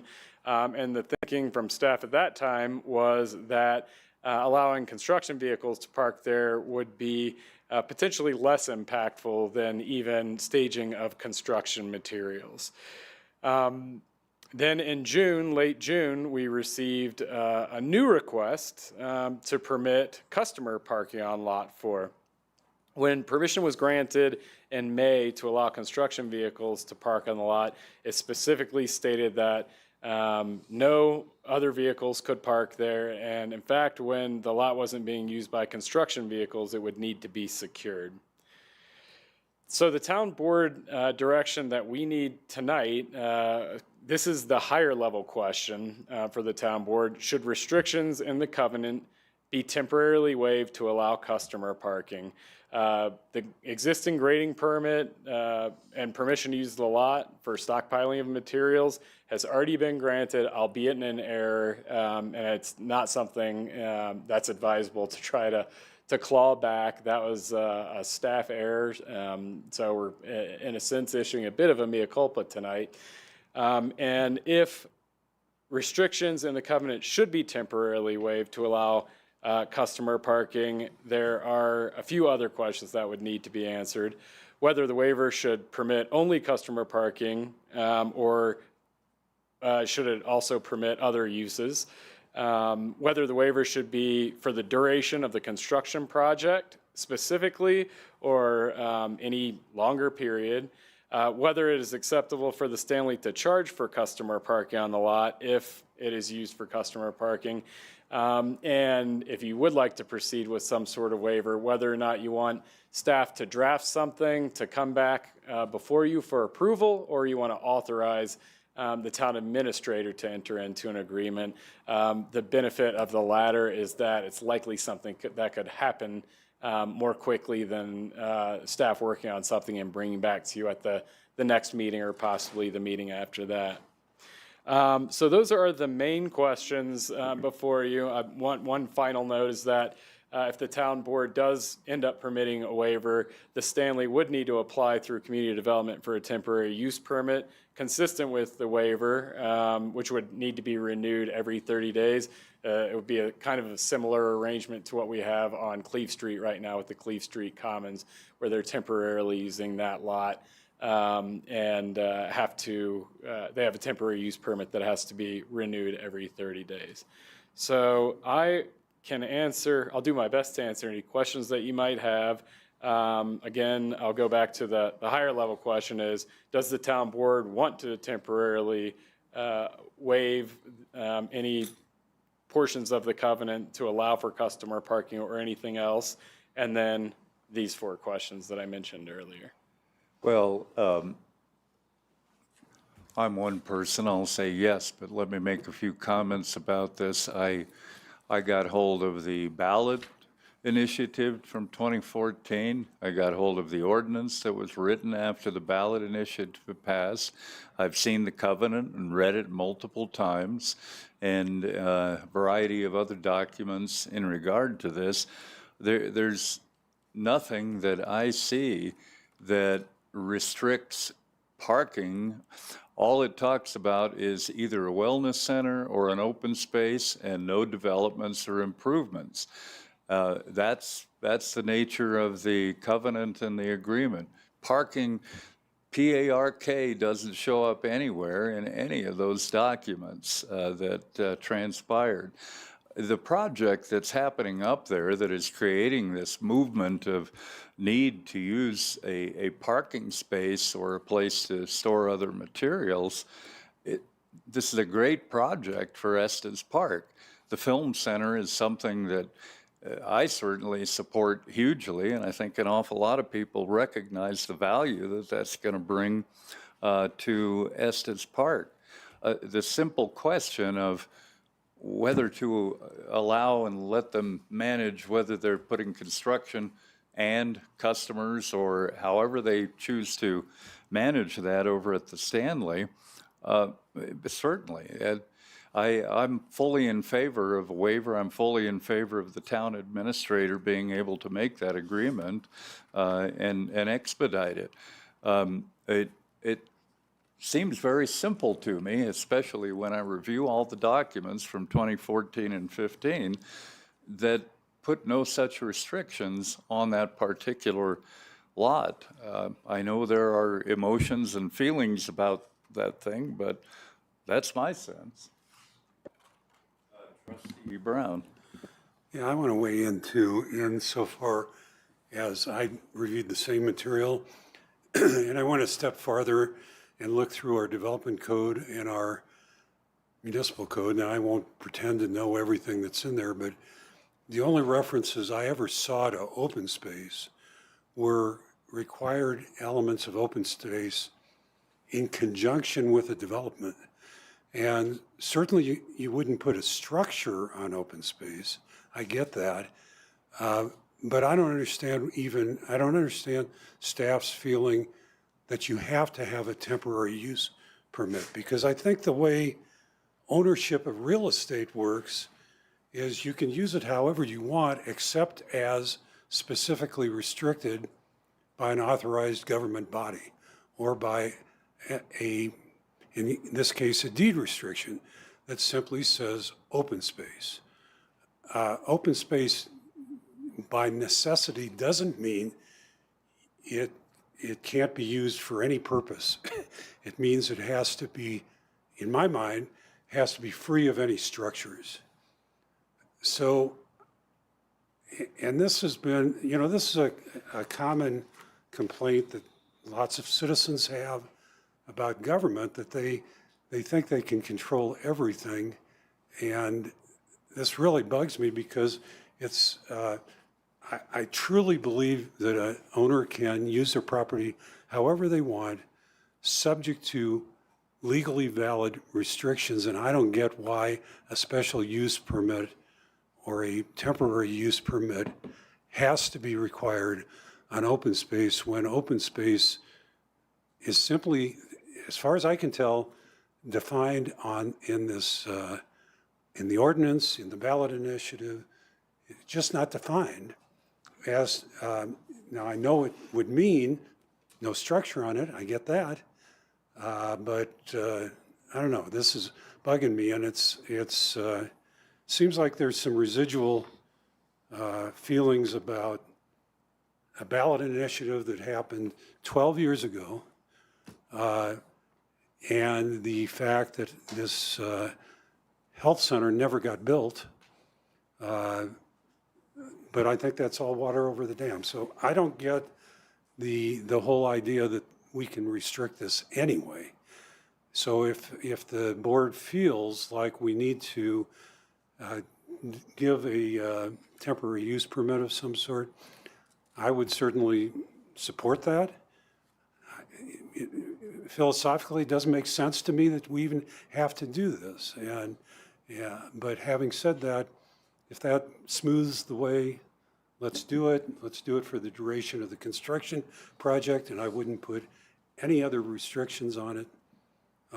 It's owned by the state. The state's free to charge people to put parking on their property. So I don't think we should in any way, shape, or form restrict that either. It just seems to me to be an unwarranted interposition of the town on private property rights. And keep in mind too, we're dealing with the state of Colorado. We're dealing with a major improvement to the community that will benefit all of us. It's a temporary situation. So I don't know why everyone's got their dander up about this. Seems like a pretty simple thing to go along with. Trustee Lanka. I couldn't be more in opposition to your comments on that, if I said it. I think this is something, the fact it was 14 years ago, I don't think the will of the voters has an expiration date. If something is people vote on because it was long enough ago, we're going to ignore what the voters told us to do. It was very clear to the voters and what was presented to people that this property would be used as a wellness center or open space. I don't know if you walked out there and you talked about the 7-Eleven test, talk to somebody in third line of 7-Eleven, do you consider a parking lot open space. I don't think so. I don't think anyone would consider that. In fact, the definition we have, even in the language, says that open space is reserved for common use and enjoyment by the owners and occupants of Lot 4, which may include walkways and unpaved natural or landscape recreation areas, provided that no structure or other improvements or construction therein. If we're going to call a gravel parking lot is a landscape recreational area, we might as well pave over Bond Park and use that as a parking lot. I think in the bigger picture of this, which bothers me, is that I do not want to thumb my nose at the citizens and their intention. It was very clear in everything when this was voted on, the people voted for this for a certain purpose. That purpose didn't happen for a lot of financial reasons, that we accepted that. There's now a hotel there instead of a wellness center, which is what the building was, why the property was sold. That's what was on the ballot. That's what we told the voters. I think if we do this and we just say, well, it was 14 years ago, voters, so we're going to ignore what you told us. Why should they trust us on 6E? Why should they trust us on 1A? Why should they trust on anything if we say, well, yeah, we said we were going to use 1A for transportation, but now we want to use it for something else, and that was several years ago. It's water over the bridge, so we're going to ignore what the voters said, and we're going to spend it on something else. We don't want to spend it on housing or childcare anymore. We want to spend it on roads, so we're going to take the 6E money and spend it on something else. I think we have a moral obligation, an ethical obligation, and a fiduciary responsibility to follow what the voters directed us to do. They're our bosses. And for us to just say, because it was 14 years ago, we're going to ignore the will of the voters, that's a slippery slope I'm not willing to go down, and I think it's a dangerous way to go. I think it thumbs the nose of the voters of Estes Park and of the citizens of this community. And it's a great project. I love the film center. I think it's going to be wonderful. It's going to add a lot.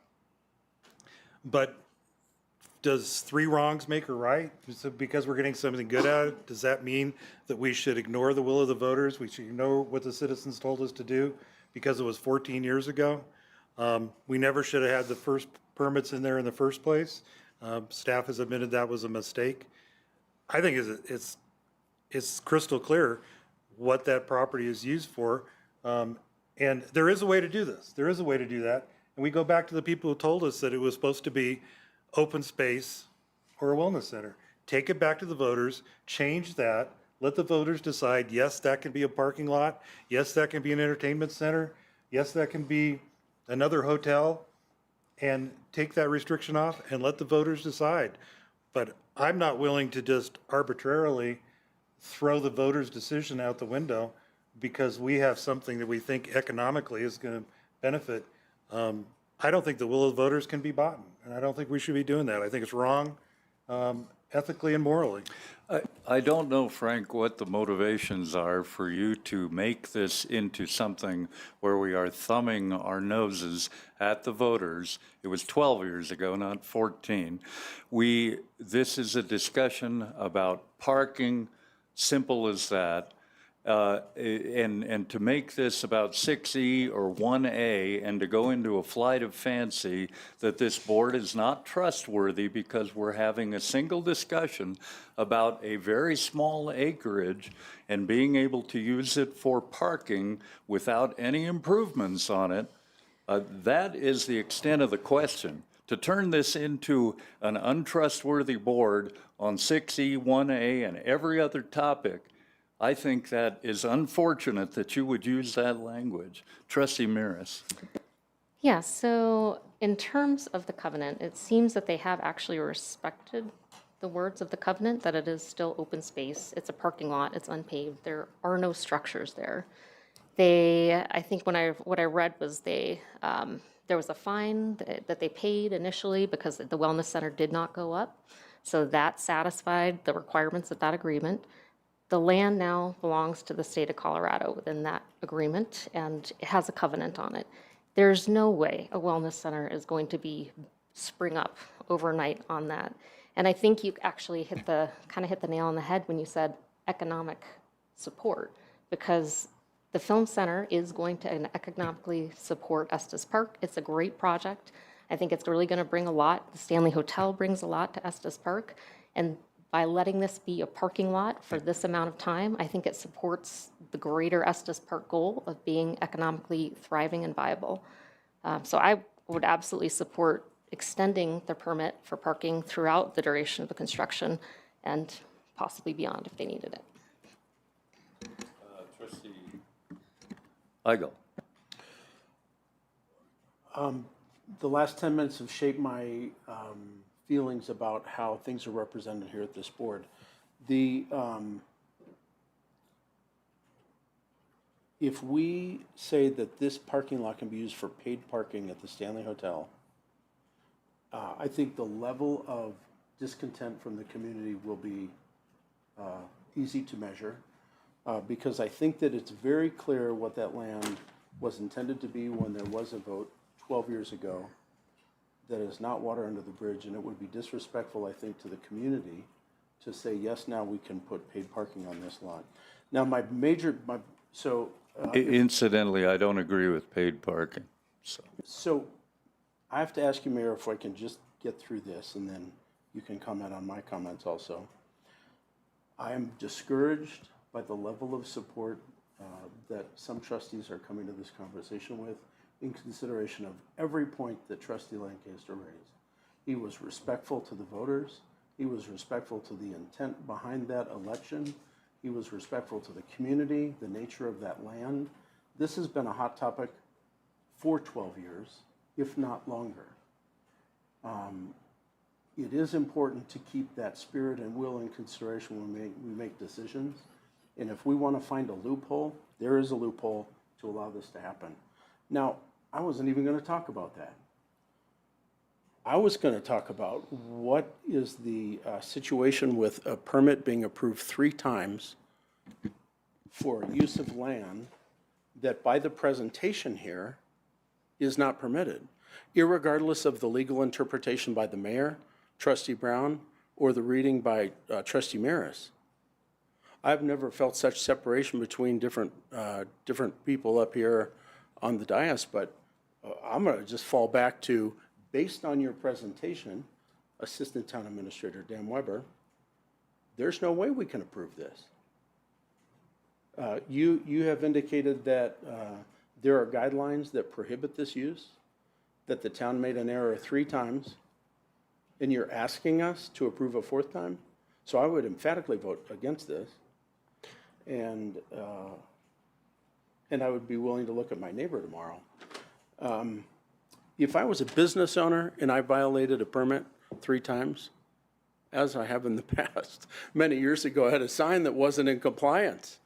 And Linda Harden showed up. She was the sign code officer at the time. It was $2,640 every day that I didn't fix the problem. So we as a town have made a mistake 3 times over the course of 6 years, and it was an oversight. So I'm very concerned about how that happened and how we are listening to this tonight. So I'm just a little transparency. My vote will be emphatically against this proposal. Mayor, Trustee Eigel, Board of Trustees, I do feel personal responsibility for that happening. It should not have happened. It was a systemic failure. It's not Public Works' fault.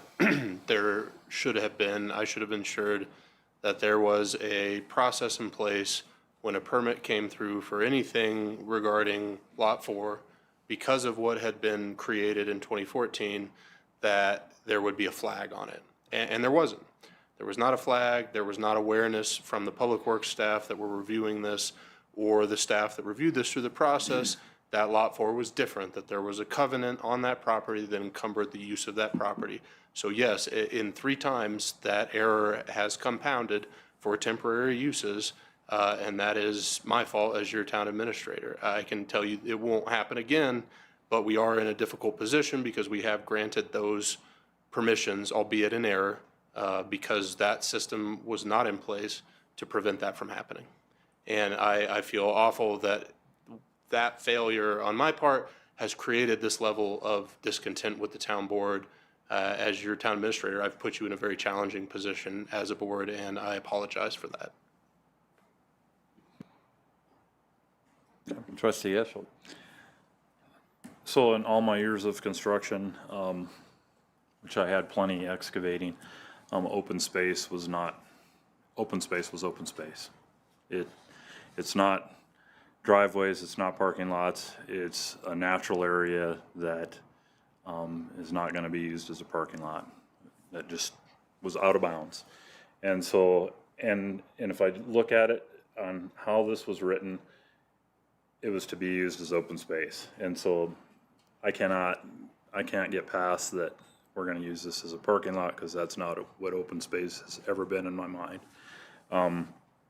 We're talking about 13,000 square feet, 0.3 acres of a 6.88 acre lot. Part of that's been developed. I don't know if the other part is sitting under a huge pile of dirt right now or not. I don't know those boundaries. I would think that those portions of the lot aren't under our guidance or purview, and so I don't think we have any say about those. I think we have the say of this 0.3 acres that's discussed, and so I can't support turning this into a parking lot myself. Mayor Pro Tem. I knew if I waited that I would end up being a tiebreaker, which I don't envy myself for that one. That's what I get for waiting. And yeah, I want to agree with that. I think there's been a couple comments saying I would not support this or I would not vote for this. We're just giving direction. We're not voting on anything tonight, if I'm clear. But I think it doesn't matter if I think that Stanley does good things economically for the community. And for the record, I do. Obviously, to me, that's an undisputed fact. The Stanley has contributed significantly to our economy, and everything that's coming down the line will as well. But we're not debating that piece of it now. What we're debating is if the intent and spirit of the ballot initiative in 2014, and if the covenant that's along with it, if this suits that purpose. And I unfortunately don't think it does. It feels, if it was our choice without that piece of it, I would absolutely say it makes sense to me to let the Stanley use that for customer parking unpaid. I agree with that. But it's not my personal opinion. It's what I believe, my personal opinion about the use of that. It's what I believe the voters voted for in 2014. And I remember that was what a ballot initiative. That was a huge election. There are a number of things on that ballot. And I think I don't need to bring the other ballot issues that have been mentioned to the table, although I think Frank's intent, I don't want to speak on his behalf, but I think that his intent is that comparison can be helpful to understand or get alternate perspectives. That's the way I took it, was not that he was saying people will not trust the board, but that it can be helpful to say, if we were to make this move, could there be perception, that the board is not following the will of the voters? And I understand that. I think we are at a pivotal point in our community with other projects and things going on where trust in our local government is really important. And for us to be held to what the voters told us in 2014, I think is the only appropriate move. So I would give direction that we don't extend the use for customer parking. We are tied in with where we are with the construction piece. So that is what it is, but I don't believe we should go beyond that. I think you have appropriate direction. Deputy Town Administrator Dan Weber, I see no reason for this discussion to continue, although I will grant it if you choose. Trustee Lancaster. Thank you, Mr. Mayor. And I apologize if I got your hackles up on that one. That was not my intention. I do want to, I know there've been sayings out there. There've been a lot of discussions behind the scenes on this one. One is that we are going to damage our relationship with the state. I don't believe that for a second. If anything, I think the state and their ownership in the facility, honoring the will of the people here, will show that they'd want to be part of this community and want to support this community. I don't think the state wants to be in a position to say, we don't care what the voters said 12 years ago, we're going to do something else. So I don't think it will hurt that at all. I'm not sure I want to bring this up at all, but I don't know if there's a possibility the state can tell us what to do with it anyway, because they're, in this case, state government, they cannot, in this case, I know sometimes state government can ignore what local governments have to say. Our attorney is saying no, they have to follow our rules. Trustee Lancaster, I would certainly argue that we hold a use covenant over this property, and if the state is going to essentially inversely possess that, there's going to be inverse condemnation against the restrictive use covenant. They would have to at least come forward and explain how they were doing that, and they might have to compensate the town. So I don't think that's not an argument that they've made, and I'd be very skeptical of such an argument. Okay. Well, I wasn't sure if there was any of that, but I don't think it's going to damage our relationship with the state. If anything, I think people will respect the new owners more because they are respecting the will of the voters of Estes Park. Trustee Eshel. Just a real quick clarification, though. I feel like, just to clarify, we need to honor what's in place. I don't feel like we should consider rescinding anything. I just want to clarify that for direction, that we honor what we've said we would allow at this point. So that's all. Obviously, I'm not in the majority on this, but it just seems to me that interpretations are made about what is open space, that there can be different views on that. Clearly, a structure is not permitted on open space. I get that, no question about it. But what we're talking about is a totally temporary use with an intent to return it to open space. When it's done, I would hope that for any significant business in this community, we would try to help them in a time in which they have a problem like this, because it is temporary. And if we don't, what are we saying to our businesses in the community about where we stand? We're going to be hyper-technical about things. We're going to say that a temporary use permit is required. And I can't help but feel that a lot of this is some long-term animosity between some people in this community and those that developed and ended up owning the Stanley and selling it to the state.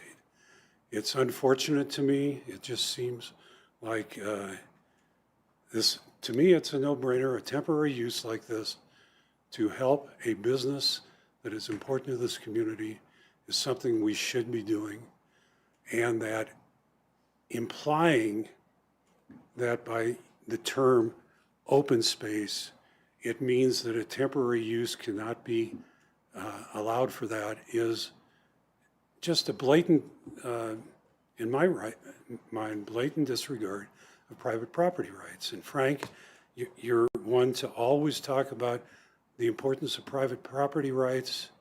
I don't see the community being in a huge uproar over a private, a temporary use of parking while this film center gets built. But that's me. I've always thought if we had a nice button, everybody could push in their house, the 4,000 different voters, and tell us what they thought. How many of them give a darn about this and would say parking's okay? But we don't have that. Therefore, we've made our decision. This board meeting is concluded.